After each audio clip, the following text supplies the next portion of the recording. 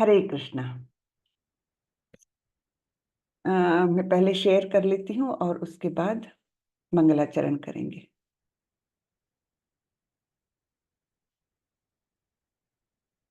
Sharing का कहाँ गया?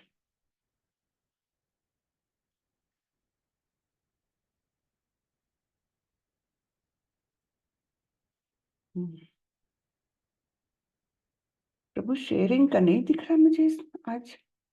क्या है इसका नया नया?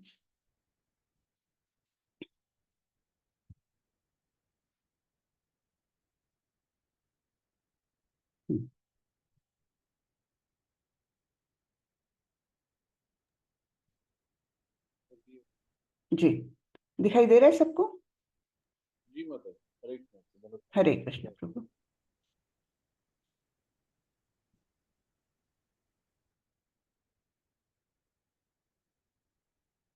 ओम नमो भगवते वासुदेवाय। ओम नमो भगवते वासुदेवाय। ओम नमो भगवते वासुदेवाय। ओम अज्ञानतिमिरान्धस्य ज्ञानाञ्जनशलाकया चक्षुरुन्मिलितं येन तस्मै श्रीगुरवे नमः। श्रीचैतन्यमनोभीष्टं स्थापितं येन भूतले स्वयं रूपः कदा मह्यं ददाति स्वपदान्तिकम्। वन्देऽहं श्रीगुरु श्रीयुतपदकमलं श्रीगुरुन् वैष्णवांश्च श्रीरूपं साग्रजातं सहगण रघुनाथान्वितं तं सजीवं साद्वैतं सावधूतं परिजनसहितं कृष्णचैतन्यदेवं श्रीराधाकृष्णपादान् सहगण ललिता श्रीविशाखान्वितांश्च। हे कृष्ण करुणा सिंधु दीनबंधु जगतपते गोपेश गोपिका कांत श्री राधा कांत नमोस्तुते। तप्त कांचन गौरांगी राधे वृंदावनेश्वरी वृषभानुसुते देवी प्रणमामि हरिप्रिये। नमो विष्णुपदाय कृष्णपृष्ठाय भूतले श्रीमते भक्ति वेदांत स्वामी इति नामिने। नमस्ते सारस्वती देवे गौरवाणी प्रचारिणे निर्विशेषा शून्यवादी पाश्चात्य देशतारिणी। जय श्री कृष्ण चैतन्य प्रभु नित्यानंदा श्री अद्वैत गदाधर श्रीवासादि गौर भक्त वृंदा। हरे कृष्णा कृष्णा कृष्णा हरे हरे, हरे रामा राम राम हरे हरे, हरे कृष्णा कृष्णा कृष्णा हरे हरे, हरे रामा राम राम हरे हरे। हरे कृष्णा सभी को, सभी का स्वागत है। हरे कृष्णा। तो आज हम देखने वाले हैं कर्मयोग नाम का अध्याय नंबर 3। ठीक है, इसका नाम है कर्मयोग।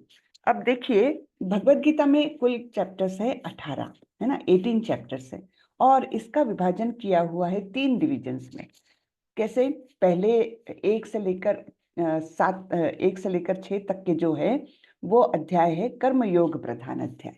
हाँ, फिर 7 से लेकर 12 तक के जो अध्याय है वो है भक्ति योग प्रधान अध्याय और 13 से लेकर 18 तक के अध्याय है वो है ज्ञान योग प्रधान अध्याय।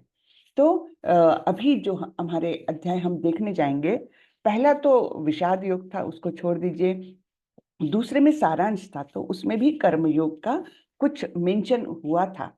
हाँ, और तीसरे से तो प्रधानतः कर्मयोग ही अभी डिस्कस होने वाला है 6वें अध्याय तक। और फिर 7वें से हम भक्ति योग देखने वाले हैं। अब आप बोलोगे कि मैंने तो बोला था कि भक्ति योग सबसे सर्वश्रेष्ठ है, ऐसा भगवान ने भगवत गीता में बारंबार बोला हुआ है, तब फिर भक्ति योग को बीच में क्यों डाला है, अंत में क्यों नहीं डाला? क्योंकि सर्वश्रेष्ठ बातें तो हम अंत में बोलते हैं, तो ऐसा क्यों किया भगवान ने? तो इसका एक्सप्लेनेशन हमारे आचार्य लोग ऐसा देते हैं कि जिस प्रकार हम एक बहुमूल्य वस्तु को बहुत संरक्षित रूप से संरक्षण दे करके उसको रखते हैं, जतन करते हैं उसका, उसी प्रकार ये भक्ति योग जो है ये बहुत ही महान है, उसको सुरक्षित रखा है भगवान ने। इधर से कर्म योग और उधर से ज्ञान योग के बीच में भक्ति योग को रखा है। जैसे हम एक प्रेशियस, अगर हमारे पास बहुत मूल्यवान अंगूठी है तो कैसे रखते हैं उसको? एक बॉक्स में, जिसको नीचे भी संरक्षण है, ऊपर से भी संरक्षण है, बंद करके रखते हैं, है ना। उसी प्रकार भगवान ने इस भक्ति योग को बीच में डाला है। जैसे हमारे हृदय को ले लो या हमारे ब्रेन को ले लो, ब्रेन कैसे नाजुक है, बहुत महत्वपूर्ण है, तो उसको स्कल में हड्डियों के बीच में ऐसे सुरक्षित रखा हुआ है। वैसे ही हमारा हृदय बहुत महत्वपूर्ण है लेकिन बहुत नाजुक है, तो उसको कैसे रखा है? हमारे जो रिब्स की हड्डियां हैं उसके बीच में उसको सुरक्षित रखा है। तो इस प्रकार हमारे आचार्य लोग इसका एक्सप्लेनेशन देते कि क्यों बीच में लिया है भगवान ने। तो चलिए हम कर्मयोग के बारे में आज डिस्कस करेंगे। कर्मयोग में क्या बोलते हैं भगवान? तो कर्मयोग और कर्म कांड एक समान नहीं है। ये एक सबसे महत्वपूर्ण बात हमने ध्यान में रखनी चाहिए, क्योंकि लोग बहुत कंफ्यूज करते हैं कर्म कांड और कर्म योग में। कर्म कांड क्या है और कर्म योग क्या है? यहाँ दिया है, कर्म कांड का तात्पर्य है देवी देवता की पूजा करना, हाँ, आत्महित के लिए। उसका उद्देश्य क्या होता है देवी देवताओं की पूजा करने का? आत्महित। फिर उसमें वो कर्म कांडों में कई प्रकार की वो आरतियां रहेगी या कुछ हवन रहेगा, इस प्रकार की बहुत सारी चीजें रहती कर्म कांड में। कोई कोई उपवास रहेंगे बीच बीच में, है ना, कर्म कांड। लेकिन किया क्यों जाता है? उसके पीछे का उद्देश्य क्या होता है? भगवान मुझे अच्छी नौकरी लगा दो, भगवान मेरी बेटी की शादी करा दो, भगवान मुझे इस बीमारी से फ्रीडम दिला दो। इस प्रकार से आत्म हित के लिए, इंद्रिय भोग के लिए, है ना, कि मेरा बेटा फॉरेन चले जाए, उसको अच्छी नौकरी मिल जाए, इस प्रकार से अपनी स्वार्थ के लिए कुछ किया जाता है, वो कर्म कांड में आता है। लेकिन कर्म योग इसके बिल्कुल विपरीत है। कर्म योग क्या है? ये लगातार प्रयास है भगवान को खुश करने के लिए, हाँ। तो खुद के लिए नहीं है, भगवान को प्रसन्न करने के लिए जो भी एक्शंस होती है वो सब कर्म योग में आती है, ठीक है ना। तो कर्म योग और कर्म कांड, इनके बीच का ये अंतर हमने बहुत ध्यान से समझ लेना चाहिए। हर कोई एक्शन जो हम कृष्ण को अर्पित करते हुए, कृष्ण को प्रसन्न करते हुए करने के लिए उस उद्देश्य से करेंगे, मेरा हित नहीं सोचेंगे कि नहीं मुझे अभी बहुत इसकी जरूरत है, पैसे की जरूरत है, तो एक छोटी सी लॉटरी तो भी दे दे भगवान, या मुझे कोई सोर्स ऐसा दिला दे कि मेरा घर धन धान्य से परिपूर्ण हो जाए। इस प्रकार का जरा भी विचार कर्मयोग में नहीं हो सकता, उसको कर्मयोग बोलेंगे ही नहीं। कर्मयोग पूरे तरह से भगवान को प्रसन्न करने के लिए, हाँ। तो अब इसकी शुरुआत करते हैं।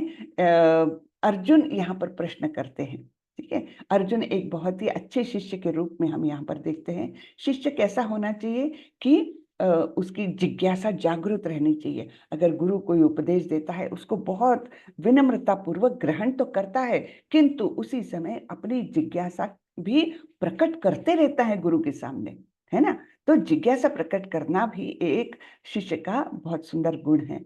तो यहाँ पर अर्जुन बोलते हैं, अर्जुन उवाच जायसी चेत कर्मणस्ते मता बुद्धिर्जनार्दन तत्किं कर्मणि घोरे माम नियोजयसि केशव। अर्जुन ने कहा, हे जनार्दन, हे केशव, यदि आप बुद्धि को सकाम कर्म से श्रेष्ठ समझते हैं तो फिर आप मुझे इस घोर युद्ध में क्यों लगाना चाहते हैं, है ना। पिछले अध्याय में भगवान ने बताया था कि बुद्धि योग किस प्रकार सर्वश्रेष्ठ है, लेकिन बुद्धि योग यानी ही भक्ति योग होता है। सबसे बुद्धिमान मनुष्य भक्ति में लगता है, ये आप याद रखिए, है ना। जो सबसे बुद्धिमान है वो भक्ति योग को अपनाता है। तो भगवान ने कहा था कि बुद्धि सकाम कर्म से श्रेष्ठ है, तो फिर आप मुझे इस घोर युद्ध में क्यों लगाना चाहते हो। अब यहाँ पर फिर यानी हम प्रभुपाद जी ने यहाँ पर अपने पर्पट में क्लियर किया है कि बहुत कंफ्यूजन है समाज में। समाज में क्या लगता है, भक्ति में लग गया यानी ये क्या करेगा, सब कुछ छोड़ देगा, जंगल में जाएगा और बस वहां पर तपस्या करते रहेगा, हरि हरि करते रहेगा। इस प्रकार की बड़ी एक मिसअंडरस्टैंडिंग समाज में भक्ति के प्रति है। लेकिन भक्ति या कृष्ण भावनामृत का ये उद्देश्य बिल्कुल नहीं है, या ये मार्ग ही नहीं है कि कर्म छोड़ दो। ऐसा मार्ग ही नहीं है कृष्ण भावनामृत। तो कृष्ण भावनामृत में क्या करते हैं, जो भी करे कृष्ण को समर्पित करते हुए करे, ये कृष्ण भावनामृत का उद्देश्य है। तो इसलिए जब ये कंफ्यूजन हो रहा है अर्जुन का कि मुझे ये काम छोड़ करके मुझे मतलब ये भक्ति छोड़ करके मुझे काम में क्यों लगाना चाह रहे हो आप, ठीक है ना। तो इस प्रकार की जिज्ञासा है अर्जुन की कि बुद्धि को अगर सकाम कर्म से श्रेष्ठ आप बता रहे हो तो मुझे युद्ध करने को क्यों कह रहे हो। और आपके इस मिश्रित वाक्यों से मैं बहुत भ्रमित हो गया हूँ। व्यामिश्रेणेव वाक्येन बुद्धिं मोहयसीव मे, तदेकं वद निश्चित्य येन श्रेयोहमाप्नुयाम्। आपके व्यामिश्रित यानी जिसका अनेक अर्थ निकल सकते हैं, इस प्रकार के आपके वक्तव्य से मेरा क्या हो रहा है, मेरी बुद्धि भ्रमित हो गई है, मोहित हो गई है। अतः कृपा करके निश्चय पूर्वक मुझे बताएं कि इनमें से मेरे लिए सर्वाधिक श्रेयस्कर क्या होगा। ठीक है। अब देखिए ये श्रेयस्कर शब्द भी बड़ा ही सुंदर शब्द है। इसको हमने दूसरे अध्याय में भी देखा था, है ना। जो टर्निंग पॉइंट मैंने बोला था ना, 7वां श्लोक, उसमें भी ये श्रेयस्कर शब्द आया था। उसमें क्या बोला था, कार्पण्य दोषोपहत स्वभावात् पृच्छामि त्वां धर्म समूढ़ चेता, यत् श्रेयस्यान्निश्चितं ब्रूहि तन्मे, शिष्यस्ते हम शाधिमान् त्वां प्रपन्नम। ऐसा ये दूसरे अध्याय का 7वें नंबर का श्लोक है, जो टर्निंग पॉइंट बताया था मैंने। तो वहां पर भी श्रेयस्कर क्या है मुझे बताएं, बोला था अर्जुन ने, और यहाँ पर भी बोल रहे हैं श्रेयस्कर। अब श्रेयस्कर का मीनिंग ये है, श्रेयस और प्रेयस ऐसे दो शब्द होते हैं। श्रेयस यानी क्या, कि जो लंबे समय के लिए मेरे लिए हितकारक हो, है ना। टेम्पररी बेनिफिट नहीं, लंबे समय के लिए मेरे लिए हितकारक जो है वो मार्ग श्रेयस्कर। और प्रेयस क्या होता है, प्रेयस यानी अभी के लिए तो मुझे आनंद आएगा, लेकिन वो मेरे जीवन के लिए लंबे समय के लिए हितकारक नहीं है ना। तो ये श्रेयस और प्रेयस दो शब्द को हमने ध्यान में रखना चाहिए। तो इसलिए अर्जुन पूछ रहे मेरे लिए श्रेयस्कर क्या है। अभी तो उसको प्रिय क्या लगेगा अर्जुन को, कि चलो भाई ठीक है, युद्ध वुद्ध छोड़ दो और जाकर के जंगल में मतलब जैसे उन्होंने कहा था कि मैं तो चाहे कमियों में जी लूंगा, लेकिन मुझे ये युद्ध नहीं करना है, इस प्रकार से उन्होंने बोला था ना। तो इसलिए अभी बार बार बोल रहे हैं कि मेरे लिए श्रेयस्कर क्या है वो आप बताएं। और ये अनेक अर्थ निकलने वाले वाक्यों से मेरी बुद्धि काम नहीं कर रही है। श्री भगवानुवाच लोकेस्मिन् द्विविधा निष्ठा, पुरा प्रोक्ता मया नघ, ज्ञान योगेन सांख्यानाम, कर्म योगेन योगिनाम। श्री भगवान ने कहा, हे निष्पाप अर्जुन, मैं पहले ही बता चुका हूं कि आत्म साक्षात्कार का प्रयत्न करने वाले दो प्रकार के पुरुष होते हैं। कुछ इसे ज्ञान योग द्वारा समझने का प्रयत्न करते हैं, तो कुछ भक्तिमय सेवा के द्वारा। तो ये दो है आत्म साक्षात्कार के रास्ते। तो इधर एक रास्ता, इधर इधर इधर अलग अलग रास्ते जा रहे हैं, और अर्जुन कंफ्यूज है कौन सा रास्ता लूं। तो एकम वद, है ना, जो बोला है कि मुझे एक मार्ग बताएं। तो ये ज्ञान योग और ये कर्म योग, इनमें से क्या श्रेष्ठ है। तो तात्पर्य में प्रभुपाद जी बोलते हैं, श्रीला प्रभुपाद की जय। भौतिकतावादी मनुष्य के हृदय को विमल करने के लिए जिन कर्मों का विधान किया गया है, उनके द्वारा शुद्ध हुआ मनुष्य ही संन्यास ग्रहण कर सकता है। ठीक है, कोई भी जाकर के जंगल में बैठ जाए और मैंने संन्यास ले लिया है बोले, तो वो बिल्कुल गलत है, बिल्कुल ही गलत है। क्योंकि सबसे पहले अपने हृदय को शुद्ध करना आवश्यक है। और हृदय को शुद्ध अपने आप से नहीं शुद्ध होता, उसके लिए भी कुछ कर्म है जो हम बोलेंगे कि वेदों में दिए हुए कुछ कर्म है, उनको करना आवश्यक है, जिससे धीरे धीरे धीरे हमारा हृदय शुद्ध होता है। ठीक है, फिर जब हृदय शुद्ध हो जाए उसके बाद ही सन्यास ग्रहण कर सकता है वो। तो ऐसे नहीं कि मुझे भक्ति करना है तो मैं सन्यास ले लेता हूँ, बिल्कुल नहीं। पहले अपने हृदय को तो शुद्ध कर लो, है ना। शुद्धि के बिना सन्यास ग्रहण करने से सफलता नहीं मिल पाती। हृदय की शुद्धि के बिना सन्यास सामाजिक व्यवस्था में उत्पात उत्पन्न करता है। जैसे हम लोग बहुत देखते हैं ना, बाबा जी लोग जाकर के बैठ जाते हैं, माला वाला इतनी सारी धारण कर लेते हैं और भगवे वस्त्र पहन लेते हैं, तीर्थ स्थलों में जाकर के थोड़ा बहुत रह के दो चार इधर उधर की बातें, आध्यात्मिक बातें सुन करके आते हैं समाज में, और फिर बड़े बड़े प्रवचन देने लग जाते हैं। लेकिन उनके मन में जो आसक्ति है वो नहीं जाती है, और उसके बाद वो क्या करते हैं, चोरी छुपे गलत काम करते हैं, है ना। बहुत सारे हमने बाबा जी लोगों का देखा है ये, है ना। तो उसके कारण एक तो आध्यात्मिक जगत बदनाम हो रहा है, जो शुद्ध भक्त है वो लोग बदनाम हो रहे हैं, है ना। शुद्ध भक्ति का मार्ग समाज के लिए फिर ऐसा एक मन में शंका उत्पन्न करने वाला मार्ग बन जाता है। लेकिन ये क्यों होता है? क्योंकि उन्होंने अपने हृदय की शुद्धि किए बिना ही सन्यास, सो कॉल्ड सन्यास लेने का विचार किया, है ना। तो इसलिए हृदय की शुद्धि के बिना सन्यास सामाजिक व्यवस्था में उत्पात उत्पन्न करता है। दूसरी ओर यदि कोई नियत कर्मों को न करके भी भगवान की दिव्य सेवा करता है, तो वह उस मार्ग में जो कुछ भी उन्नति करता है उसे भगवान स्वीकार कर लेते हैं। ठीक है। कभी कभी लोग नियत कर्मों को न करके फिर भी भगवान की दिव्य सेवा कर सकते हैं, है ना। तो भगवान की सेवा शुद्ध मन से जो होती है उसे भगवान स्वीकार करते हैं। तो मन शुद्ध होना, अपने मन के सारे कल्मश दूर करना, ये बहुत इंपॉर्टेंट है, सबसे इंपॉर्टेंट है। तो मन पर कौन से कल्मश रहते हैं हमारे? काम, क्रोध, लोभ, मोह, मद, मत्सर, ये षड रिपु, 6 रिपु यानी 6 शत्रु है हमारे, है ना। वो हमारे मन पर बड़ा कब्जा करके बैठे हुए हैं।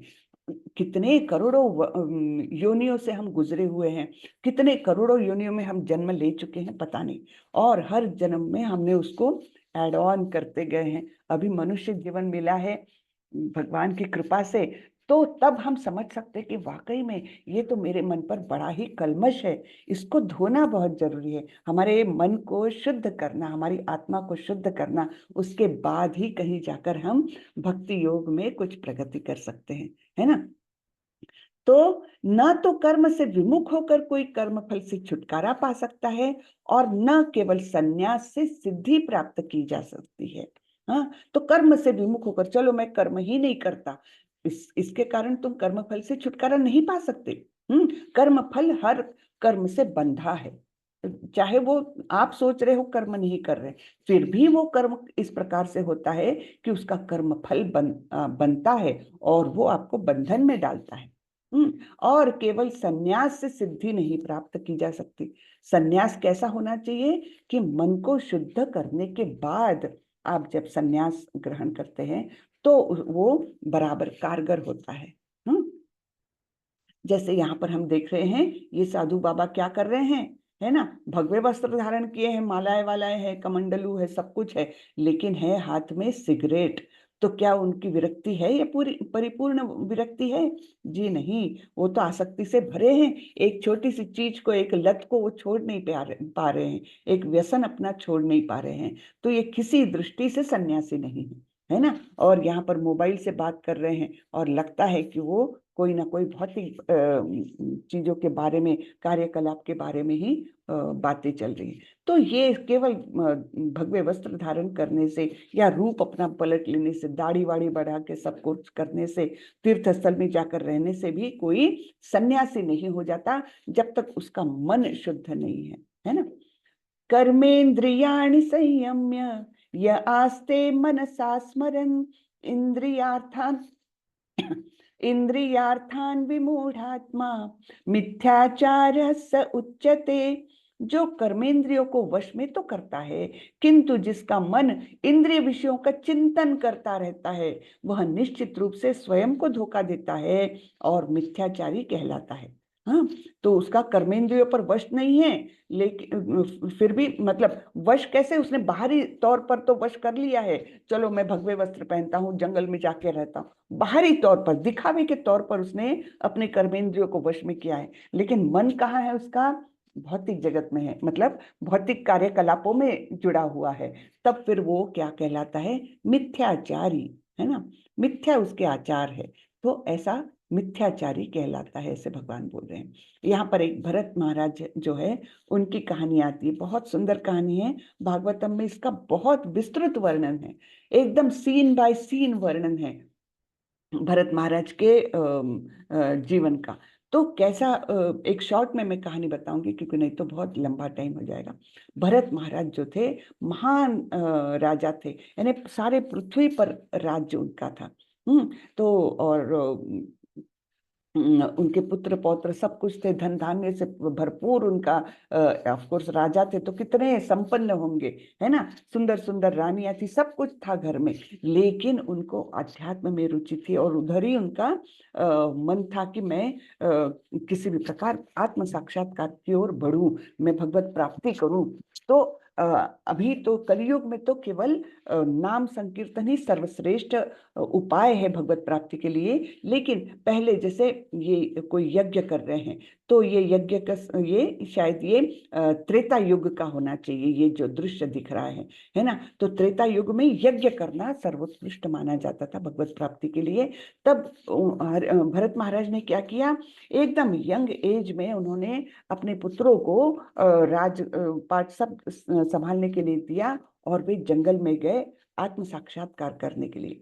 अब यानी कितना बड़ा विचार है, कितनी यानी विरक्ति है उनके मन में कि इतना बड़ा राज्य, इतनी संपत्ति, संपन्नता, सब कुछ, रिलेशन, सब कुछ छोड़ के वे जंगल में अकेले आ गए, एक छोटी सी कुटिया बनाई और वहां पर वो अपना भक्तिमय कार्य उन्होंने शुरू करे।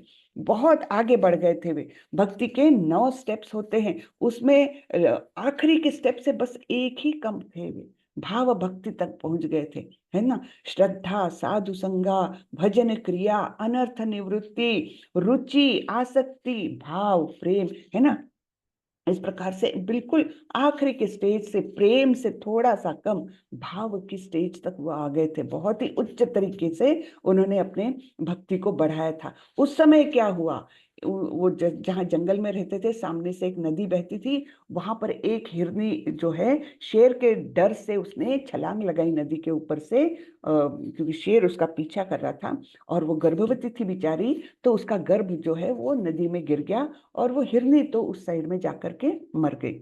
अब ये जब भरत महाराज ने देखा, तो नेचुरली कोई भी सज्जन गृहस्थ के मन में बहुत करुणा जागेगी, तो वे तुरंत से गए और उन्होंने उस हिरण के बच्चे को बचा लिया, उसको अपनी कुटिया में ला करके उसको कुछ खाना वाना खिलाया, उसकी शुश्रूषा की, सब ठीक था। लेकिन हुआ क्या कि वो इतना मोहक छोटा सा बच्चा, है ना, उसके प्रति धीरे धीरे उनको बड़ा प्रेम होने लगा, तो आसक्ति बढ़ने लगी। तो आसक्ति बढ़े, उसके बाद हुआ क्या कि वो अपने जो कार्य करने के लिए आए थे, भगवत प्राप्ति के लिए आए थे, वहां से उनका मन विचलित होने लग गया, और जैसे वो भक्तिमय कार्य कर रहे हैं और इधर हिरण के तरफ ध्यान है उनका, कि वो ठीक ठाक है कि नहीं, उसने कुछ खाया कि नहीं, इस प्रकार पूरी तरह से वो उसमें मग्न हो गए, और खुद को जस्टिफाई भी करते थे कि भगवान ने ही भेजा है इसका रक्षण करने के लिए, है ना, इसलिए उसको मेरे पास भेजा, मैं उसका रक्षण करूं, इस प्रकार से खुद के एक्शन को जस्टिफाई भी करने लगता है मनुष्य, है ना। तो इस प्रकार होने लग गया, और फिर एक दिन क्या हुआ कि ये हिरण, शाम हो गई फिर भी दिखा नहीं उनको, तो वो उसको ढूंढने के लिए निकले, और फिर अंधेरे इसमें कहीं फिसलन होगी या खाई होगी, वहां पर जाके वो गिर गए और उनकी मृत्यु हो गई। अब मृत्यु के समय उनके मन में विचार क्या था, मेरा हिरण का बच्चा कहाँ गया, है ना, तो उनको अगला जन्म हिरण का ही मिला था। तो इस प्रकार कर्म कैसा है, मन की आसक्ति कैसी है, कि वो किसी भी स्टेज पर मनुष्य को पतन की ओर ले जा सकती है। इस प्रकार उनका पतन हुआ था कि इतने भाव स्टेज तक जाने के बाद उनको अगला जन्म मिला क्या? हिरण का मिला। लेकिन यदि क्योंकि उन्होंने इतनी भक्ति की थी, इसलिए हिरण के शरीर में भी उनको वो स्मरण रहा कि मैंने ये गलती की है, हाँ, कि मैं अपने भक्तिमय कर्म से मैं विचलित हुआ, हिरण के प्रति आसक्त हुआ, इसलिए मैं इस शरीर में हूँ। तब उन्होंने हिरण के शरीर में भी अपना मन स्थिर रखा और नेक्स्ट जन्म उनको जड़ भारत का मिला। तो हम उसकी कहानी आगे पढ़ेंगे। तो यहाँ पर कहने का मतलब ये है कि मन को भक्ति में लगाना, कृष्ण की ओर लगाना, ये कोई आसान काम नहीं है, है ना। ये माया जो है ना, ये माया भगवान की एक ऐसी शक्ति है कि जो हमको हर पल डाइवर्ट करने को देखती है। हर पल, एक क्षण ऐसा नहीं होता कि माया का ध्यान अपने ओर नहीं है। तो एक बड़ा सुंदर श्लोक है चैतन्य चरितामृत में, कृष्ण सूर्य सम माया अंधकार, जहां कृष्ण नहीं तहा माया नो अधिकार। हम्म यानी कृष्ण कैसे है? सूर्य के समान है। लेकिन अगर हम कृष्ण को छोड़कर कोई अंधेरी जगह, ऐसी जगह पर जाते हैं जहां सूर्य प्रकाश नहीं है, तो नेचुरली वहां अंधेरा होगा। तो माया ऐसी ही है, जहां कृष्ण नहीं है वहां पर एकदम जल्दी से अपने को जकड़ने को देखती है। ठीक है ना। तो इस प्रकार भरत महाराज का जो उच्च कोटि के भक्त थे, उनका भी पतन हुआ। तो हम लोग तो कितने सामान्य लोग हैं, हमको तो क्षण क्षण कितनी आसक्ति, मोह, माया जकड़ती रहती है ना। तो अगर भक्ति में कार्य करना है तो हमारी आसक्ति को हमको कंट्रोल में लाना होगा, अर्थात अपने को, हमारे मन को जो है ना, वो एकदम कंट्रोल में लाना होगा, अपने वश में लाना होगा। ठीक है। तो आगे बढ़ते हैं। यहाँ पर भगवान बोल रहे हैं कि श्री विष्णु के लिए यज्ञ रूप में कर्म करना चाहिए। कैसा कर्म करना चाहिए? श्री विष्णु के लिए यज्ञ रूप में, यज्ञ रूप में यानी समर्पित करते हुए कर्म करना चाहिए। अन्यथा कर्म के द्वारा इस भौतिक जगत में बंधन उत्पन्न होता है। आप चाहे अच्छा कर्म करो, चाहे बुरा कर्म करो, आपको कर्म बंधन जकड़ेगा। अतः हे कुंती पुत्र, उनकी प्रसन्नता के लिए अपने नियत कर्म करो, इस तरह तुम बंधन से सदा मुक्त रहोगे। तो कर्म कैसा करना चाहिए? विष्णु की प्रसन्नता के लिए। विष्णु और कृष्ण एक ही है। हाँ, तो उनकी यानी श्री विष्णु की प्रसन्नता के लिए कर्म करो, अपने नियत कर्म करो, है ना। जो आपके कर्तव्य है वो आप करो, लेकिन हर कर्म को श्री विष्णु को समर्पित करते हुए उनको प्रसन्न करने के लिए करो। तब आपको कोई कर्म बंधन जकड़ेगा नहीं। कर्म बंधन है इसलिए हम भौतिक जगत में अटके हुए हैं। तो तात्पर्य में श्रीला प्रभुपाद कहते हैं, अतः भगवान विष्णु की प्रसन्नता के लिए कर्म करना चाहिए। इस जगत में किया जाने वाला अन्य कोई भी कर्म बंधन का कारण होगा, क्योंकि अच्छे तथा बुरे कर्मों के फल होते हैं। ठीक है। आप सोचोगे मैंने किसी कोई हमको राह चलते कोई भिखारी मिल गया, तो हम उसको पैसा देते हैं कि मैंने अच्छा काम किया, लगता है ना अपने को, मैंने अच्छा काम किया, मैंने उसको दान दिया, पैसे दान दिए, तो मैंने अच्छा काम किया। लेकिन होता क्या है? अच्छे काम का भी कर्म बंधन होता है। कैसे होगा कर्म बंधन? सपोज आपने उस भिखारी को पैसे दिए और हुआ क्या, वो भिखारी ने उस पैसे से जाकर कुछ गलत काम किया, कुछ नशा किया या कुछ और भी कुछ गलत काम किया। तब होता क्या है? उस बुरे काम का आपको भी कुछ फल मिलता है। यानी आपने उसको दान दिया, इसलिए उसने वो पैसे खर्च करके बुरा काम किया, तो वो बुरे काम का कर्म बंधन आपको भी है ना। तो इसलिए बहुत सावधानी से हमको सो कॉल्ड अच्छे काम भी करने चाहिए। बुरे काम तो हम जानते ही हैं, बुरे काम तो हमको रिएक्शन देंगे ही देंगे, लेकिन ये कई बार नहीं जानते कि अच्छे काम भी हमको कर्म बंधन दे सकते हैं। तो इसलिए कर्म कौन सा कर्म करे? भगवान को प्रसन्न करने के लिए हर काम करें, है ना। हम खाना बना रहे हैं, हे कृष्ण मैं आपको भोग अर्पण करने के बाद ही इसको ग्रहण करूंगी, आप इस भोग से प्रसन्न हो जाइए, है ना। मैं आपकी प्रसन्नता के लिए मन लगा के एकदम शुद्धता से ये खाना बना रही हूँ, और इसको मैं आपको अर्पण करने के बाद ही ग्रहण कर सकती हूँ। आपका उच्छिष्ट यानी क्या? आपका जूटन, है ना, भगवान का जूटन होता है वो, तो तब वो प्रसाद बन जाता है। तो ऐसे हर कर्म के पीछे अगर हम कृष्ण को जोड़ दे, तब फिर उससे कर्म बंधन नहीं बनेगा। अतः कृष्ण यानी विष्णु को प्रसन्न करने के लिए कृष्ण भावना भावित होना होगा। और जब कोई ऐसा कर्म करता है तो वह मुक्त दशा को प्राप्त रहता है। यही महान कर्म कौशल है। तो कर्म करने का कौशल क्या है, कैसा है कि भगवान को समर्पित करते हुए हर कार्य करें। और प्रारंभ में इस विधि में अत्यंत कुशल मार्गदर्शन की आवश्यकता होती है। ऐसा नहीं कि हम बस ये पढ़ लिया और हम वैसे कर्म करने लग जाए, वैसा नहीं होता है। हर जगह पर हमको गुरु का मार्गदर्शन आवश्यक है। तो ये विधि विधान भी अपनाना बिना गुरु के पॉसिबल नहीं है। हमने गुरु के मार्गदर्शन में ही सारे काम करने चाहिए। यज्ञों के द्वारा प्रसन्न होकर देवता तुम्हें भी प्रसन्न करेंगे, और इस तरह मनुष्यों तथा देवताओं के मध्य सहयोग से सबों को संपन्नता होगी। अब आपको मालूम है अनेक देवी देवता हमारे लिए कार्य कर रहे हैं। भगवान ने इतने सारे बड़े ब्रह्मांडों की रचना की और फिर ऐसे कुछ अपने पार्षद लगाए हैं कि वो हमारी जो आवश्यकताएं हैं उनको वो पूरा करते हैं। जैसे सूर्य देव हमारे लिए रोशनी और हीट देते हैं, है ना। फिर वर्षा देने वाले देव है, फिर वायु देव है ना, जो जो आवश्यकता है। पृथ्वी देवी है जो हमें संपन्नता देती है। तो सारे देवी देवता क्या है, भगवान कृष्ण के वो है, कैसे बोलते हैं हम, अथॉराइज्ड डिपार्टमेंटल हेड्स है, जैसे, है ना। जैसे एक देश का एक प्राइम मिनिस्टर होता है, लेकिन फिर अलग अलग अलग मिनिस्टर्स होते हैं, अपने अपने डिपार्टमेंट को वो चलाते हैं। जैसे डिफेंस वाला होगा रक्षा मंत्री, फिर वो रक्षा की ओर देखेगा। कोई होम मिनिस्टर होता है, वो देश के अंदर के सारे व्यवहार देखेगा, है ना। और बहुत सारे होते हैं फाइनेंस मिनिस्टर, वो क्या करेगा कि पैसे का वित्तीय व्यवस्था सब देखेगा। इस तरह भगवान की भी रचना है।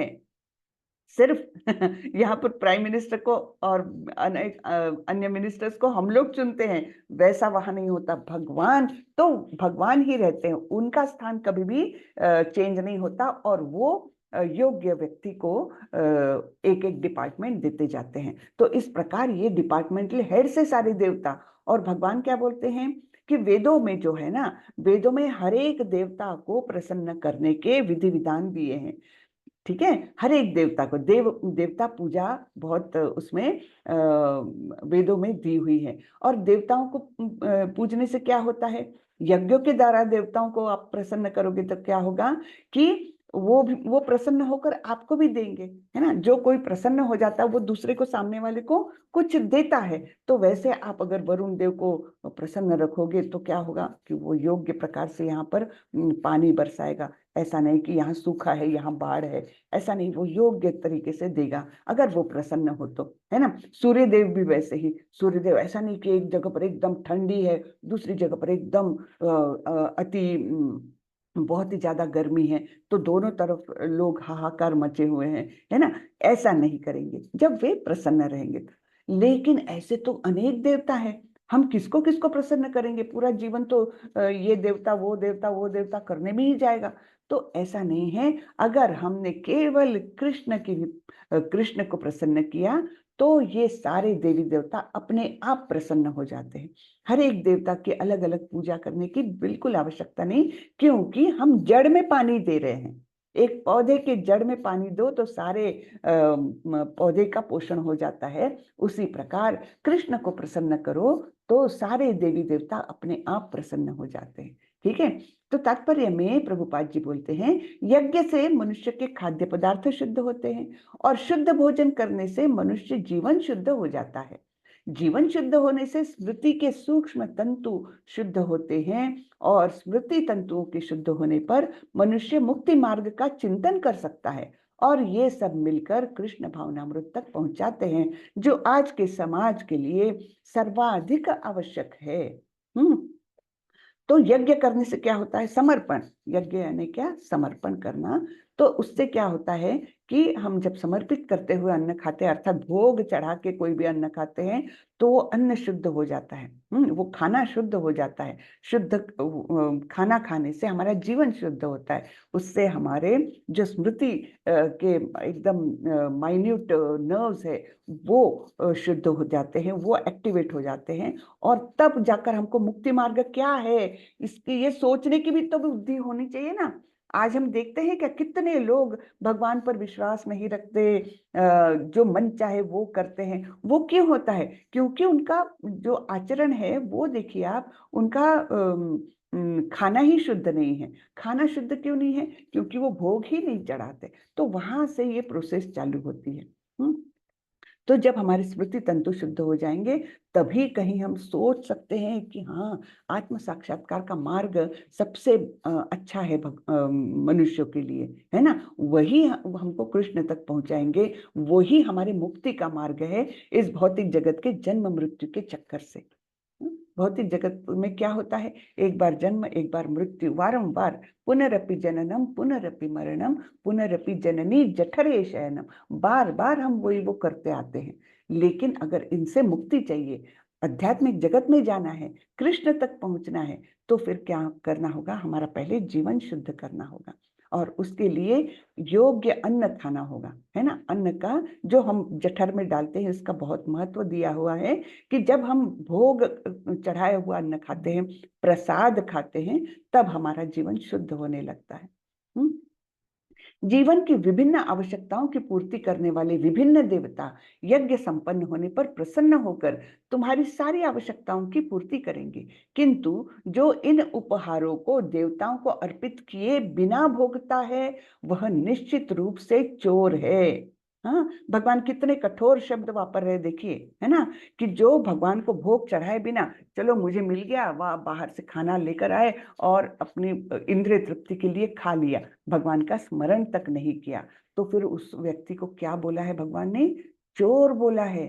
कि तुमको मैं मतलब जो देवता लोग हैं वो तुमको दे रहे हैं, और तुम बस मतलब उनका वो संपत्ति है, उनकी संपत्ति में से तुम लेकर के खा रहे हो, भोग कर रहे हो, उनका स्मरण भी नहीं, है ना। ये तो गलत बात है, इसलिए चोर बोला है ना। तो तात्पर्य में प्रभुपाद जी लिखते हैं, देवतागण भगवान विष्णु द्वारा भोग सामग्री प्रदान करने के लिए अधिकृत किए गए हैं, ठीक है, ऑथोराइज किए गए हैं भगवान द्वारा।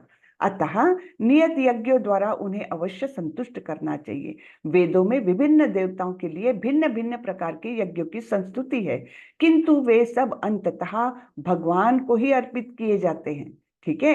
ये वेदों में दिया है, इस देवता को कैसे प्रसन्न करे, उस देवता को प्रसन्न करे, कैसे करे, लेकिन सब ये उनको प्रसन्नता जब होती है तब वो कहाँ फॉरवर्ड करते हैं? उसको कृष्ण को ही फॉरवर्ड करते हैं, अपने पास नहीं रखते वो, तो है ना। किंतु वे सब अंततः भगवान को ही अर्पित किए जाते हैं। किंतु जो यह नहीं समझ सकता है कि भगवान क्या है, उसके लिए देव यज्ञ का विधान है, ठीक है। जो अल्पज्ञ मनुष्य होते हैं, जो भगवान का अस्तित्व नहीं समझ सकते, उनका स्थान नहीं समझ सकते, वो लोग ये देवताओं को संतुष्टि करते रहते हैं, देव यज्ञ करते रहते हैं, उनके लिए ये विधान है। अनुष्ठानकर्ता के भौतिक गुणों के अनुसार वेदों में विभिन्न प्रकार के यज्ञों का विधान है।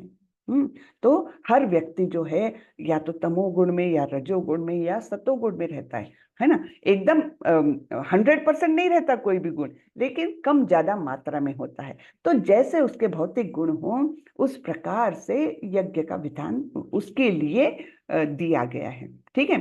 विभिन्न देवताओं की पूजा भी उसी आधार पर, अर्थात गुणों के अनुसार, तमोगुण रजोगुण सत्वगुण के अनुसार की जाती है ना। जैसे तमोगुणी व्यक्ति के लिए जो मांसाहार करते हैं, उनके लिए फिर काली की पूजा बताई जाती है ना। तो अलग अलग प्रकार के देवताओं की पूजा अलग अलग गुण के लोगों के लिए बताई जाती है। लेकिन सर्वोच्च क्या है? सर्वोच्च है भगवान की सेवा। वो सत्वगुणी व्यक्ति ही जा सकता है, कृष्ण के बारे में सोच सकता है। तमोगुणी और रजोगुणी केवल उसी में लिपटे रहेंगे कि मुझे ये प्राप्त हो जाए तो मैं ये पूजा करूं, या मैं ये पूजा कर रहा हूं इसलिए मुझे ये दे दो। ये लेन देन का व्यवहार कौन लोग करते हैं?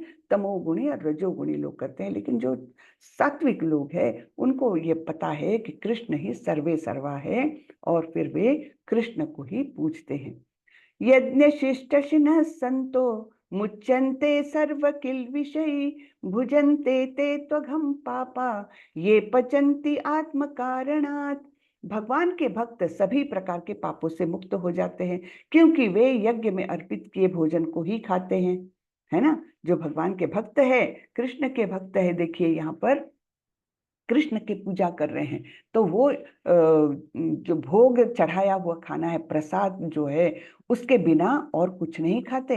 अन्य लोग जो अपनी इंद्रिय सुख के लिए भोजन बनाते हैं, वे निश्चित रूप से पाप खाते हैं, है ना। आज चलो पकौड़ा खाना है, बरसात हो रही है, तो उस समय भगवान का कुछ वो नहीं, कम से कम भाई चलो पकौड़े बन रहे हैं, पहले भगवान को अर्पित करो, उसके बाद खाओ, तब वो शुद्ध हो जाएगा ना।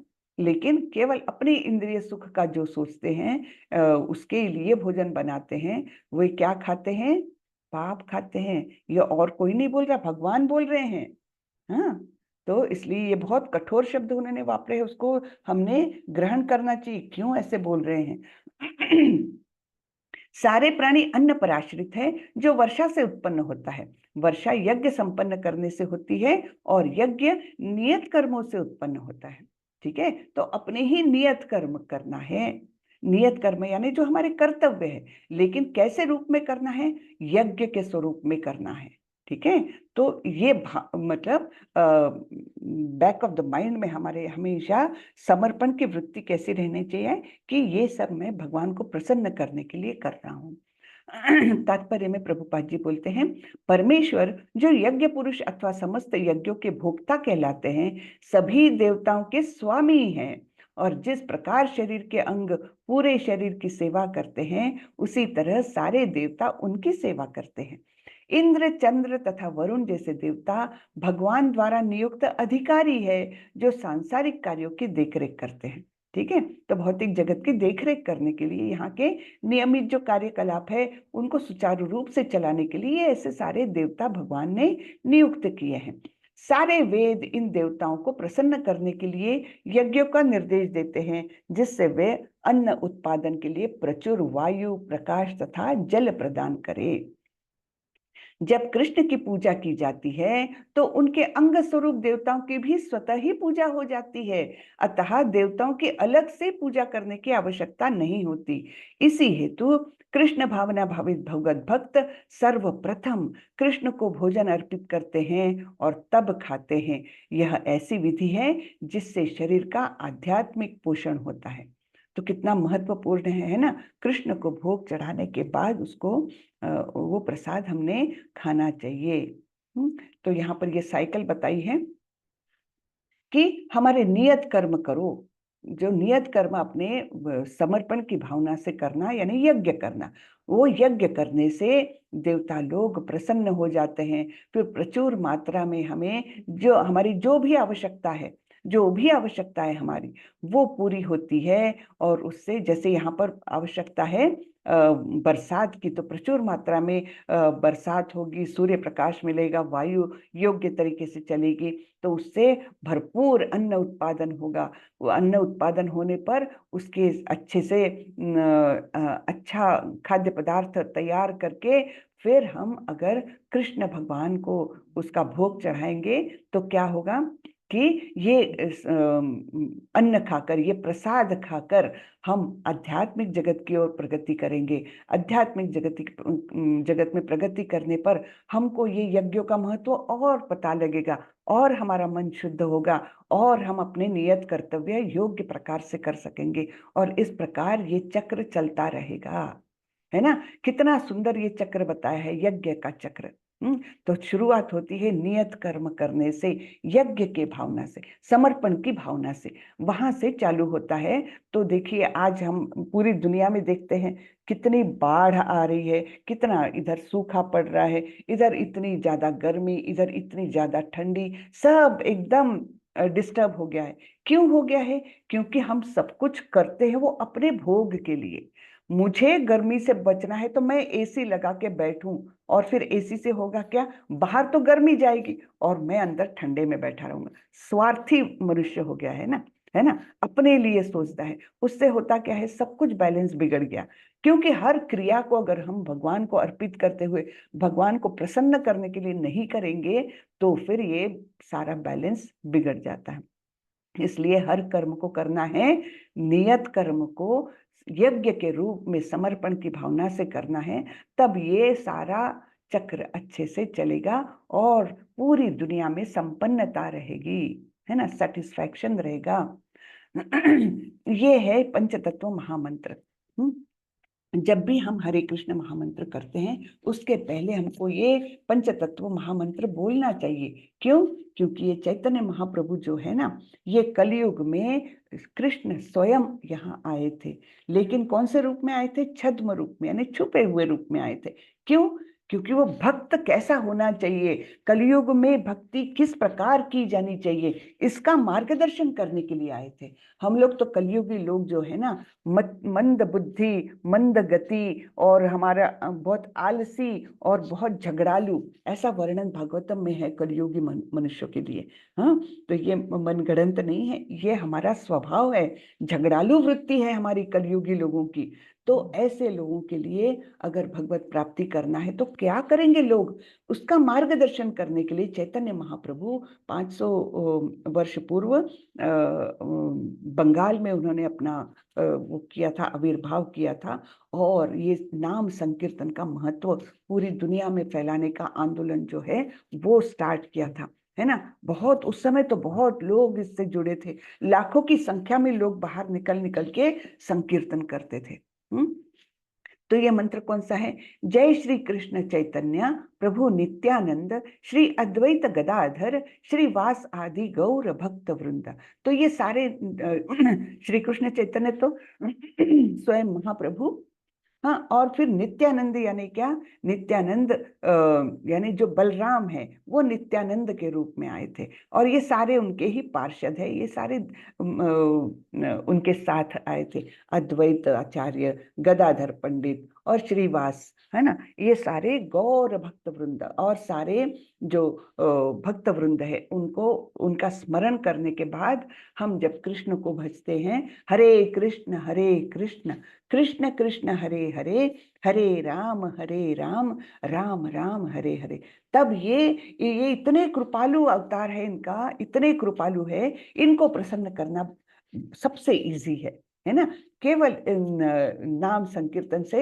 और ये जब हम उनको स्मरण करके फिर हरे कृष्ण महामंत्र का जप करते हैं, तब वो और भी ज्यादा कारगर होता है, स्वयं कृष्ण तक पहुंचता है। ठीक है ना। तो इसलिए ये मंत्र भी आपको सबको याद करना चाहिए।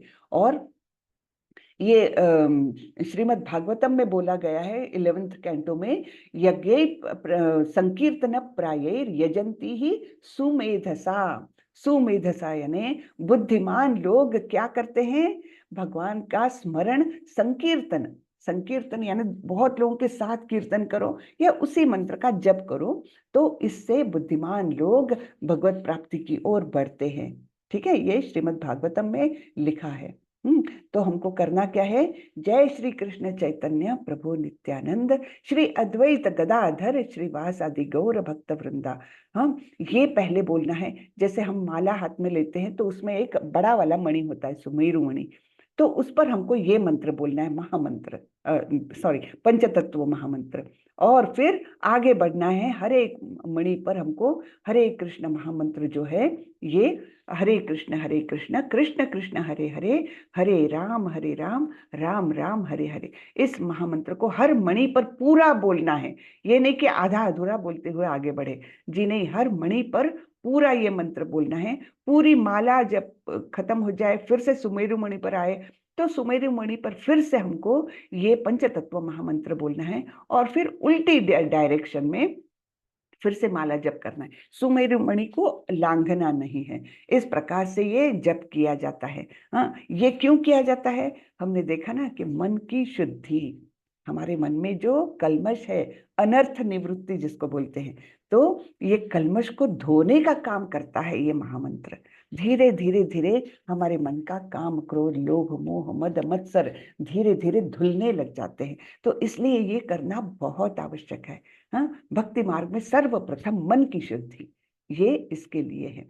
ठीक है, तो यहाँ पर भगवत गीता में भी भगवान ने बोला है, 10वें अध्याय में हम देखेंगे कि भगवान बोलते हैं यज्ञानाम जप यज्ञोस्मि, यज्ञों में मैं कौन हूं? मैं जप यज्ञ हूं, है ना। तो ये भी हरे कृष्ण महामंत्र का जप करना, ये भी यज्ञ है और ये स्वयं कृष्ण है। अब हम देखते हैं कि अलग अलग स्टेजेस होती है हमारे चेतना की। तो सबसे लोएस्ट है दैहिक स्तर। उस पर केवल हम देह के बारे में सोचते हैं, देह को इंद्रिय तृप्ति कैसे होए उसके बारे में सोचते हैं। तो ये तो जानवर भी करते हैं, अपने देह को कंफर्टेबल रखने के लिए वो अनेक प्रयास करते हैं, है ना।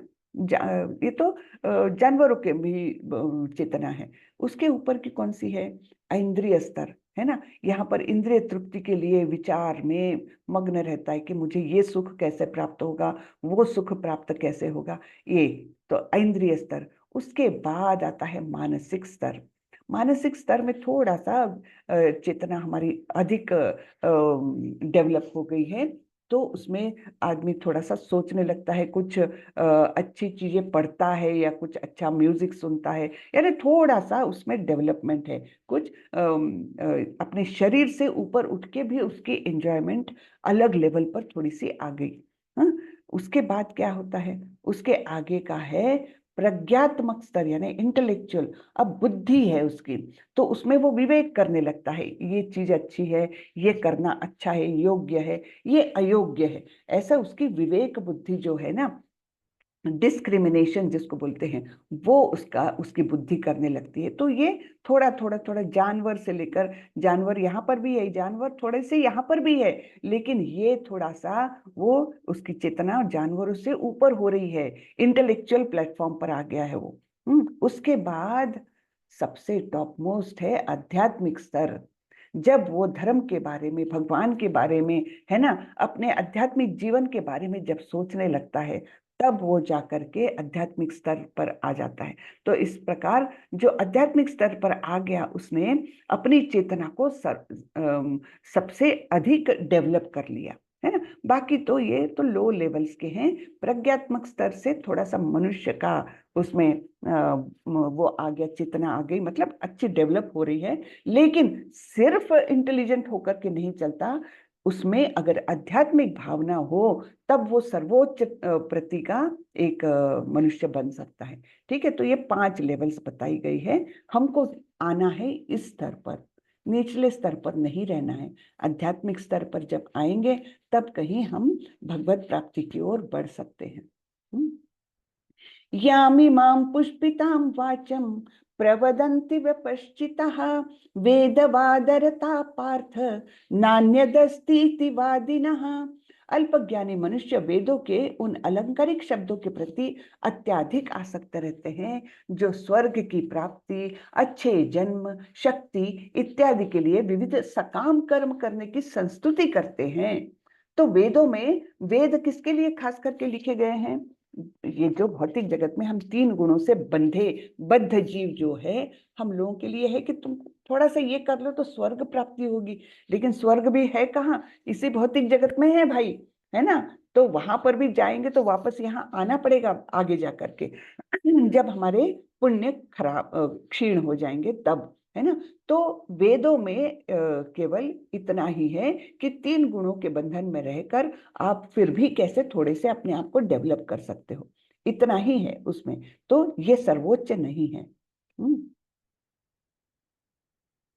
अब यहाँ पर बताया गया है कि ये जैसे हमारे इंद्रिय है, कौन से?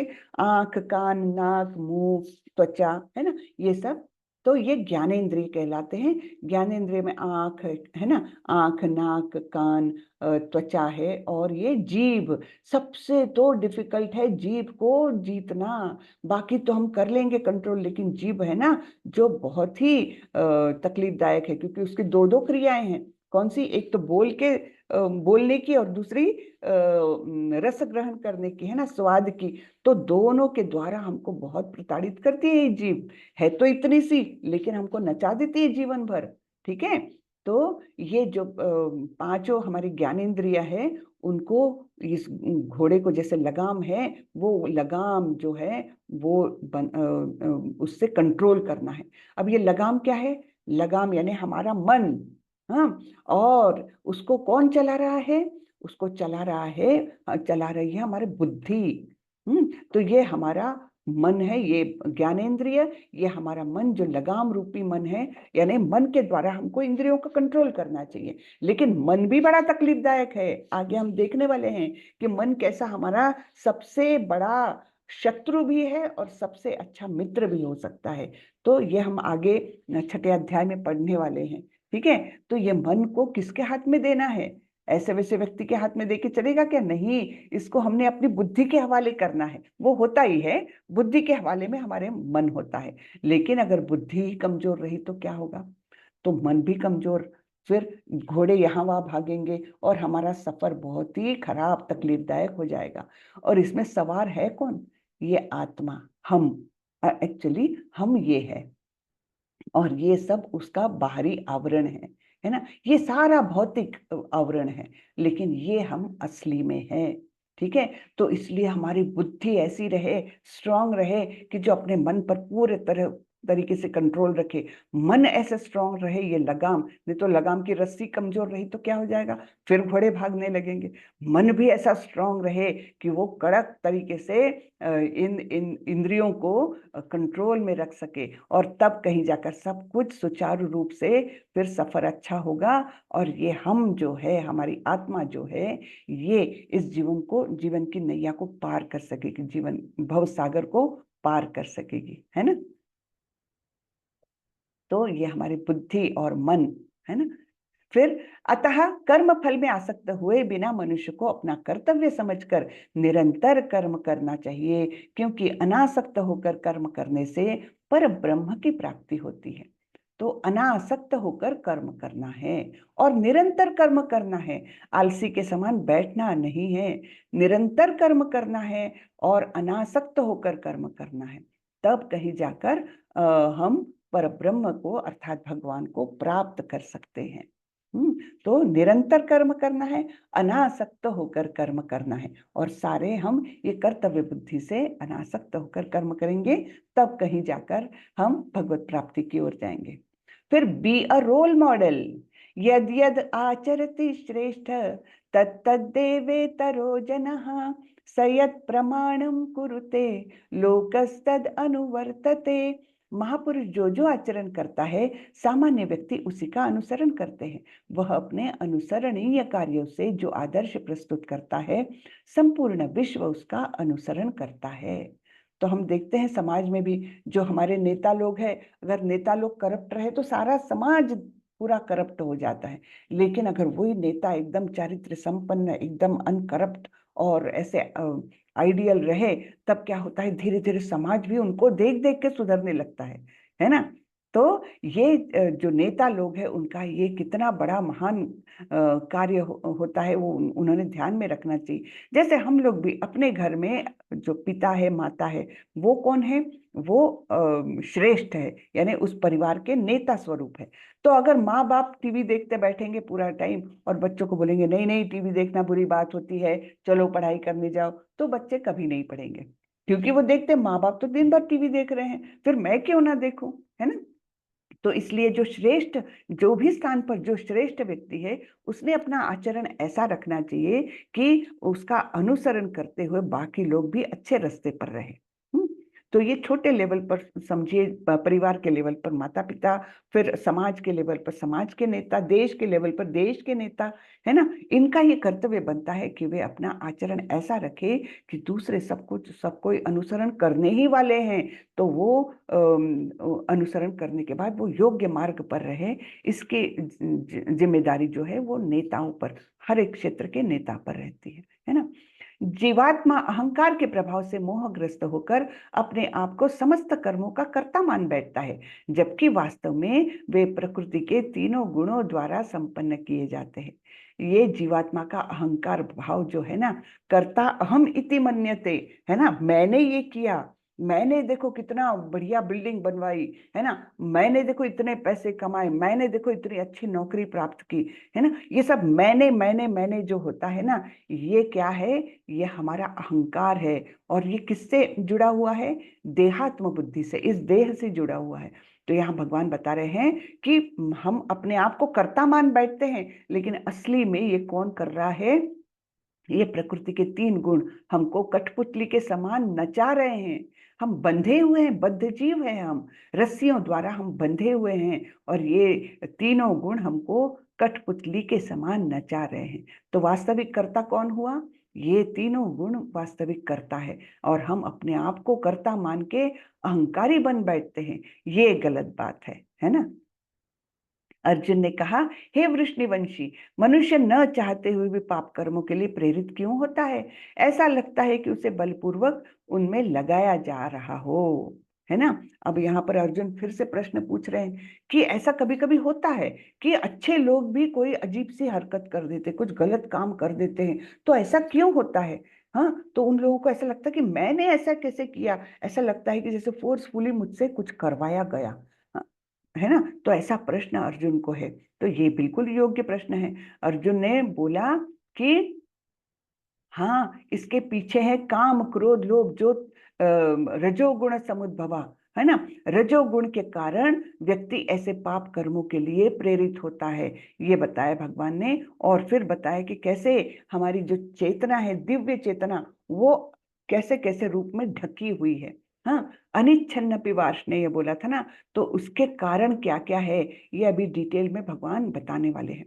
तो ये हमारी चेतना कैसी है? धूमे नाव्रियते वह्निर् यथा दर्शो मलेन च, यथोल्बेनावृतो गर्भस् तथा तेनेदम आवृतम। जिस प्रकार अग्नि धुएं से, दर्पण धूल से अथवा भ्रूण गर्भाशय से आवृत रहता है, उसी प्रकार जीवात्मा इस काम की विभिन्न मात्राओं से आवृत रहता है। हाँ, तो काम यानी क्या? हमने देखा था, काम यानी तीव्र इच्छा, कोई प्रकार की तीव्र इच्छा जो है। ज्यादातर काम ये वासना के लिए, इंद्रिय तृप्ति के जो है उसके लिए इस्तेमाल होता है, लेकिन इसका एक ब्रॉड मीनिंग तीव्र इच्छा भी कर सकते हैं हम। ठीक है, तो जैसे तीन प्रकार की लेयर्स बताई है भगवान ने यहाँ पर। तो कोई अग्नि होती है, तो वो अग्नि काहे से ढकी हो जाती है? कभी कभी धुएं से, लेकिन उस धुएं को थोड़ा सा हटा दो तो अग्नि अपने आप बाहर निकल के आती है। फिर दूसरा एक उदाहरण है दर्पण धूल से। तो जब दर्पण पर धूल लग जाती है तो हमको थोड़े से परिश्रम ज्यादा लेने पड़ते हैं, है ना। कपड़ा लाओ, साफ कपड़े से पोछो, फिर दूसरे कपड़े से, है ना, ऐसे उसको 2-3 बार पोछेंगे, तब कहीं जाकर वो दर्पण मिरर जो है वो साफ हो जाएगा। और तीसरा कवर कौन सा होता है? तीसरे प्रकार का कवर बताया है, वो है जैसे भ्रूण गर्भाशय में, तो उसको तो अपना टाइम लेना ही है, उसके बाद ही वो गर्भाशय से बाहर आ सकेगा, है ना। वो अपने आप में जल्दी करके नहीं आ सकता, या बाहरी प्रयत्न से नहीं आ सकता, वो अपना टाइम लेगा। तो ये तीन उदाहरण कैसे दिए हैं भगवान ने? ये है मनुष्य के लिए, अग्नि धुएं से आवृत है। हाँ, जैसे मनुष्य जन्म में वैसे ही चेतना डेवलप हो गई है, फिर भी हमारे जो कल्मश है पूर्व जन्मों के, तो उससे वो ढकी है। उसको आप थोड़ा भी डिस्टर्ब करोगे, थोड़ा सा उसमें प्रयास लोगे, तो थोड़े से प्रयास से ये मनुष्य जन्म में जो है वो चेतना हमारी दिव्य स्वरूप की हो सकती है। लेकिन ये दूसरा उदाहरण जो है दर्पण धूल से, वो किसके लिए है? वो है जानवरों के लिए, उनको प्रयास करना पड़ेगा। उनको इस चेतना में आने तक कुछ प्रयास करके आ सकते हैं। और तीसरा है भ्रूण गर्भाशय से वो जो पेड़ पौधे हैं उनकी चेतना डेवलप होने के लिए समय लगेगा। जैसे गर्भ को बाहर आने के लिए समय लगना ही है, वैसे पेड़ पौधों को अच्छी चेतना तक पहुंचने के लिए समय लगना ही है। तो इस प्रकार अलग अलग जीवात्मा, ये सारी जीवात्माएं हैं, है ना। पेड़ पौधे भी जीवात्मा है, पशु भी जीवात्मा है, और मनुष्य भी जीवात्मा है। तो ये अलग अलग प्रकार की विभिन्न मात्रा से, विभिन्न क्वांटिटी जो है मैल से वो आच्छादित है, ये भगवान बता रहे हैं। ठीक है, तो 3 प्रकार की चेतना जो है उनको 3 प्रकार के आवरणों की उपमा दी है भगवान ने। ये हम देखते हैं, अग्नि को धुएं ने कवर कर लिया है, यहाँ पर दर्पण को धूल ने कवर कर लिया है, और यहाँ पर जो भ्रूण है उसको गर्भाशय ने कवर कर लिया है। इनको शुद्ध चेतना तक पहुंचने के लिए अलग अलग परिश्रम लेने पड़ेंगे, है ना, अलग अलग मात्रा में परिश्रम लेने पड़ेंगे। इंद्रियाणि मनोबुद्धिर अस्याधिष्ठानमुच्यते एतैर्विमोहयत्येष ज्ञानम आवृत्य देहिनम। इंद्रिया, मन तथा बुद्धि इस काम के निवास स्थान है। ये बहुत सुंदर बताया है, प्रभुपाद जी ने भी इसका बहुत सुंदर विश्लेषण किया है। ठीक है, तो भगवान बता रहे ये तो हमारा दुश्मन है, ये बता दिया भगवान ने कि काम जो है वो हमारा दुश्मन है। अब जब दुश्मन है तो वो कहाँ छुपा है? हरे कृष्णा, प्लीज म्यूट रखें। हरे कृष्णा, प्लीज म्यूट रखें। तो ये हमारे दुश्मन है, ये तो बता दिया कि काम जो है वो मनुष्य का दुश्मन है। तो फिर वो दुश्मन छुपा कहाँ है? ये बताया है यहाँ पर, इंद्रियां, मन और बुद्धि इस काम के निवास स्थान है, ये छुपने के स्थान है। हमारी इंद्रियां, हमारा मन और हमारी बुद्धि, यहाँ पर ये छुपा रहता है काम। तो इनके द्वारा यह काम जीवात्मा के वास्तविक ज्ञान को ढक कर उसे मोहित कर लेता है। तो जैसे हमारे जवान लोग युद्ध पर जाते हैं तो सबसे पहले क्या करेंगे? वो ये देखेंगे कि हमारा दुश्मन छुपा कहाँ है। जब तक वो दुश्मन का स्थान उनको नहीं मिलता, तब तक उनको मतलब युद्ध करना पॉसिबल नहीं होता। जब वो स्थान पता लग गया तो बराबर वो अटैक कर सकते हैं। वैसा ही हमारा दुश्मन है, वो तो पता है, लेकिन वो रहता कहाँ है ये जब तक हमको पता नहीं होगा तब तक हम उस पर अटैक नहीं कर सकते या उससे बच नहीं सकते। तो यहाँ पर भगवान ने ये क्लियर कर दिया है क्या, कि ये हमारे दुश्मन, जो काम नाम का दुश्मन है हमारा, वो इंद्रिया, मन और बुद्धि, यहाँ पर वो छुपा रहता है ना। तो तात्पर्य में श्रीला प्रभुपाद बोलते हैं, भगवान कृष्ण उन स्थानों का संकेत कर रहे हैं जिससे शत्रु को जीतने वाला यह जान ले कि शत्रु कहाँ पर है। मन समस्त इंद्रियों के कार्यकलापों का केंद्र बिंदु है। अतः जब हम इंद्रिय विषयों के संबंध में सुनते हैं तो मन इंद्रिय तृप्ति के समस्त भावों का आगार बन जाता है। इंद्रिया तो हुई, इंद्रिया तो विषयासक्त है, लेकिन उसका ओरिजिन कहाँ पर है, आगार कहाँ पर है, गोडाउन कहाँ पर बना है? उसका गोडाउन बना है मन में। हाँ, इस तरह मन तथा इंद्रिया काम की शरण स्थली बन जाते हैं। ठीक है, इंद्रिया और मन हो गए। इसके बाद बुद्धि ऐसी काम पूर्ण रुचियों की राजधानी बन जाती है, कैपिटल बन जाती है बुद्धि। ठीक है, किसकी? काम रूपी रुचियों की। इसमें बहुत यानी आसक्ति से पूरित ऐसी इच्छाएं बहुत सारी जमा हो जाती बुद्धि में। हाँ, लेकिन बुद्धि है आत्मा के निकट पड़ोसन। हाँ, कितना सुंदर लिखा है प्रभुपाद जी ने ना, है ना। बुद्धि आत्मा के निकट पड़ोसन है। हाँ, काममय बुद्धि से आत्मा भी प्रभावित होती है, जिससे उसमें अहंकार उत्पन्न होता है और वह पदार्थ से तथा इस प्रकार मन तथा इंद्रियों से अपना तादात्म्य कर लेता है। तो होता क्या है, जब बुद्धि इन्फेक्टेड है बहुत ज्यादा काम रूपी वासनाओं से, बुद्धि जब बहुत ज्यादा इन्फेक्टेड है, तब वो इन्फेक्शन धीरे धीरे आत्मा में भी पहुंच जाता है। जबकि आत्मा तो एकदम दिव्य स्वरूप है, भगवान का अंश है आत्मा, लेकिन इस प्रकार का इन्फेक्शन आत्मा तक भी जाता है और फिर आत्मा अपने आप को, इस देह को अपना खुद मानने बैठती है, यानी मैं, यानी ये देह ऐसा मानने लगती है, और इस प्रकार वो अपने मन और इंद्रियों से अपना तादात्म्य कर लेती है कि मेरा ही मैं यानी मेरा मन, मैं यानी मेरा शरीर, यानी इस प्रकार से तादात्म्य कर लेती है। आत्मा को भौतिक इंद्रियों का भोग करने की लत पड़ जाती है, जिसे वह वास्तविक सुख मान बैठता है ना। कैसा धीरे धीरे धीरे वो ग्रैब कर लेती है, काम नाम का जो शत्रु है हमारा, वो कैसे धीरे धीरे हमारे आत्मा को भी ग्रैब कर सकता है, ये बताया है। हाँ, बहुत सुंदर लिखा है ये प्रभुपाद जी ने, और इसको जरा हमने मनन करके उसको देखना चाहिए, मनन करना चाहिए इसका। हाँ, इसलिए है भरतवंशियों में श्रेष्ठ अर्जुन, प्रारंभ में ही इंद्रियों को वश में करके इस पाप का महान प्रतीक यानी काम का दमन करो, और ज्ञान तथा आत्म साक्षात्कार के इस विनाशकर्ता का वध करो। हाँ, तो कहाँ पर हमने इसको कंट्रोल में करना चाहिए? बॉर्डर में ही हमने शत्रु को कंट्रोल में कर लिया, उसको वहां से भगा दिया, तो अंदर हम सब सुरक्षित रहेंगे। वैसे ही इंद्रियों से ये काम रूपी जो हमारा शत्रु है वो एंटर करता है।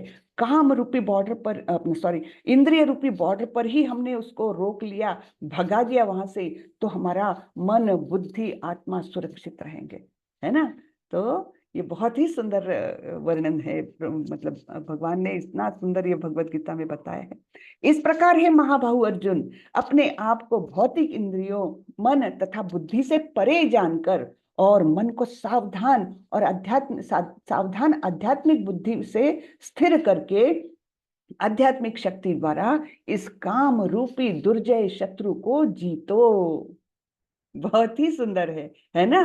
कैसे कि हमको अपने आप को सावधान रखना है, और ये जानना है कि हमारी इंद्रिया और हमारा बुद्धि और हमारा मन, ये सब मैं नहीं हूं, मैं आत्मा हूं, और ये मन, बुद्धि, इंद्रिया, ये सब मेरे से परे हैं, और इनको मुझे कंट्रोल में रखना है। तो मन को कैसे लगाना है? मन को आध्यात्मिक कार्यों में सॉरी मन को आध्यात्मिक कार्यों में लगाना है, और उससे फिर हमारी बुद्धि भी स्थिर रहेगी, और हम आध्यात्मिक जीवन में प्रगति करेंगे, काम रूपी हमारे शत्रु को भगा देंगे, उस पर विजय पा लेंगे।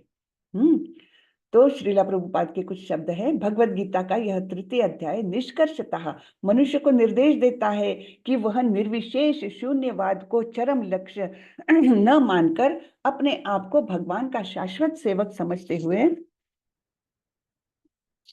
कृष्ण भावनामृत में प्रवृत्त हो। भौतिक जीवन में मनुष्य काम तथा प्रकृति पर प्रभुत्व पाने की इच्छा से प्रभावित होता है ना। भौतिक जीवन में हम करते क्या है कि मुझे मेरा घर बनाना है, बड़ी कार लेना है, बस हर हर छोटी छोटी चीजों पर हम स्वामित्व तो जताने को देखते हैं। ये मेरा घर, ये मेरा परिवार, ये मेरे लोग, है ना। तो ये इच्छा से हम लोग प्रभावित रहते हैं। प्रभुत्व तथा इंद्रिय तृप्ति की इच्छाएं बद्ध जीव की परम शत्रु है, किंतु कृष्ण भावनामृत की शक्ति से मनुष्य इंद्रियों, मन तथा बुद्धि पर नियंत्रण रख सकता है। इसके लिए मनुष्य को सहसा अपने नियत कर्मों को बंद करने की आवश्यकता नहीं है। कितना इंपॉर्टेंट है ये ऐसा नहीं है कि हमको घर बार छोड़ के कहीं जाना है, हमारे नियत कर्म हमको करते ही रहना है। हाँ, अपितु धीरे धीरे कृष्ण भावनामृत विकसित करके भौतिक इंद्रियों तथा मन से प्रभावित हुए बिना अपने शुद्ध स्वरूप के प्रति लक्षित स्थिर बुद्धि से दिव्य स्थिति को प्राप्त हुआ जा सकता है। यही इस अध्याय का सारांश है। सांसारिक जीवन की अपरिपक्व अवस्था में दार्शनिक चिंतन तथा यौगिक आसनों के अभ्यास से इंद्रियों को वश में करने के कृत्रिम प्रयासों से आध्यात्मिक जीवन प्राप्त करने में सहायता नहीं मिलती। ठीक है कि हम आसन करते हैं, हम योगासन करते हैं, हम फिलोसॉफिकल कुछ मेडिटेशन करते हैं, ये सब मेडिटेशन और ये योगा वगैरह ये हमको अध्यात्म में प्रगति नहीं करवा सकते। ये यहाँ पर स्पष्ट किया है ना। ये केवल थोड़ा सा हमारे माइंड कंट्रोल या थोड़ा सा हमारा फिजिकल फिटनेस, इस पर ये काम कर सकते हैं, लेकिन आध्यात्मिक जीवन में प्रगति नहीं हो सकती केवल फिलोसॉफिकल मेडिटेशन और योगा के द्वारा। सो कॉल्ड योगा, जिसको हम आजकल के टर्मिनोलॉजी में योगा बोलते हैं। योगा का डिफिनेशन भगवत गीता में जो दिया है वो हम चौथे अध्याय में देखने वाले हैं। हाँ, योगा यानी जो आजकल के योगासन वगैरह होता है वो नहीं है, उतना मर्यादित उसका स्कोप नहीं है। ठीक है, तो आध्यात्मिक जीवन में इन सबसे सहायता नहीं मिलती। उसे श्रेष्ठ बुद्धि द्वारा कृष्ण भावनामृत में प्रशिक्षित होना चाहिए। तो ये इस अध्याय का सारांश है। यहाँ पर बताया गया है कि पहले शुरुआत में अर्जुन ने प्रश्न पूछा था कि क्या करना है मैंने। आपने जैसे बोला बुद्धि योग करना है यानी वैराग्य लेना है, कि आप तो मुझे इस घोर एक्शन में डाल रहे हो, तो इसमें से मैं क्या करूं, ये एकम वद, मुझे एक बताओ, है ना। तो भगवान ने बोला था कि निष्काम कर्म योग ये नियतम कुरु कर्मत्वम, यानी अपना नियत कर्तव्य करते जाओ, भगवान को अर्पण करते हुए करते जाओ, वो श्रेष्ठ है। फिर कर्म कांड से कर्म योग एवं प्रवर्तितम चक्रम, है ना। तो केवल कर्म कांड नहीं, नियत कर्तव्य करते हुए हमको क्या करना है, यज्ञ के स्वरूप में नियत कर्तव्य करेंगे, तब देवता लोग प्रसन्न होंगे, तब वो हमको प्रचुर मात्रा में हमारी आवश्यकताएं पूरी करेंगे, और तब उस जो हमको पूर्तता हुई है उसको हमने फिर से भगवान को अर्पण करते हुए, जैसे भगवान के लिए भोग बनाना है और उसको फिर से भगवान को अर्पण करते हुए उसका भोग करना है, उससे फिर हमारा मन शुद्ध होगा, हमारी एक्शंस शुद्ध होगी, और फिर हम और अच्छे तरीके से हमारे नियत कर्तव्य कर सकते हैं। ये वो हमने चक्र देखा था, एवं प्रवर्तितम चक्रम, है ना। फिर लीड बाय एग्जाम्पल, मिसाल पेश करना। तो हर नेता का, वो चाहे हम परिवार का नेता हो या समाज का नेता हो या देश का नेता हो, कहीं का भी नेता हो, उसको कैसा अपना आचरण करना चाहिए, श्रेष्ठ आचरण करना चाहिए, है ना। किस प्रकार का आचरण करना चाहिए, क्योंकि उसको फॉलो करेंगे सब लोग, इसलिए उसने अपने आचरण को शुद्ध रखना चाहिए। हाँ, फिर हमारा सबसे बड़ा दुश्मन कौन है, काम, है ना। तो काम ही हमारा सबसे बड़ा दुश्मन है। उसके छुपने के स्थान भी भगवान ने बता दिए, है ना। उसके बारे में बहुत ही अच्छा विश्लेषण प्रभुपाद जी ने कर दिया कि किस प्रकार इंद्रिया, मन और बुद्धि, ये इनके छुपने के स्थान हैं, और उसको केवल हम अपने मन को जब आध्यात्मिक गतिविधियों में लगाएंगे, तब हम इसको कंट्रोल कर सकते हैं, काम रूपी दुश्मन को हरा सकते हैं। हरे कृष्णा। आज का अध्याय खत्म हुआ। जिसको भी कुछ प्रश्न पूछना है पूछ सकते हैं। कैसा लगा आज का अध्याय, सब लोग बताएं मुझे। हरे कृष्णा माता बढ़िया जी, लगा दंडवत प्रणाम। दंडवत प्रणाम प्रभु। कैसा लगा आज का अध्याय। बहुत अच्छा लगा माता जी। अच्छा लगा जी, धन्यवाद। है ना, बहुत सुंदर है भगवत गीता, इसलिए जुड़े रहिए। बहुत सुंदर है, रोज रोज आप लोगों को आनंद आएगा, डेफिनेटली। ठीक है। मुझे तो इतनी, मतलब अभी काफी बार से मैं कर रही हूँ, मुझको हर बार आनंद आता है, तो मुझे ऐसा लगता है कि सामने वाले सुनने वाले भी आनंदित हो रहे होंगे। ठीक है ना। हाँ। हरे कृष्ण। किसी को कुछ प्रश्न हो तो पूछें। सुधीर प्रभु बोलिए। माता जी, ये मतलब एक प्रश्न जिज्ञासा हुई कि कर्म हमें किस तरह कैसा करना है, सकाम या निष्काम। निष्काम, यही तो बताया है, निष्काम कर्म करना है। हमारे जी। हमारे इंद्रिय तृप्ति के लिए सकाम कर्म करेंगे तो वो तो भौतिक जगत में ही फंसे रहेंगे। हमको इससे बाहर निकलना है ना। हाँ, हाँ, तो कृष्ण निष्काम भावना कर्म। भावित हाँ, उसको करके तो करना है। निष्काम कर्म करना है, भगवान को अर्पण करते हुए कर्म करना है, तब हम तो कर्म हम बंधन में नहीं फंसेंगे। उसमें जब बंधन में बंधन नहीं से, फंस- है ना, जब बंधन से मुक्त हो जाएंगे तभी तो मुक्ति मिलेगी हमें। बंधन बिल्कुल। क्या है, कर्म बंधन है हमारे, इसलिए यहाँ पर जकड़े हुए हैं। धन्यवाद है। हरे कृष्ण। हरे कृष्ण। हरे कृष्ण जी। माता जी, जी आपकी क्लास से थोड़ी भक्त और भगवान के बारे में समझ विकसित हो रही है। धन्यवाद। अपने आप में थोड़ा सा अंतर महसूस हो रहा है।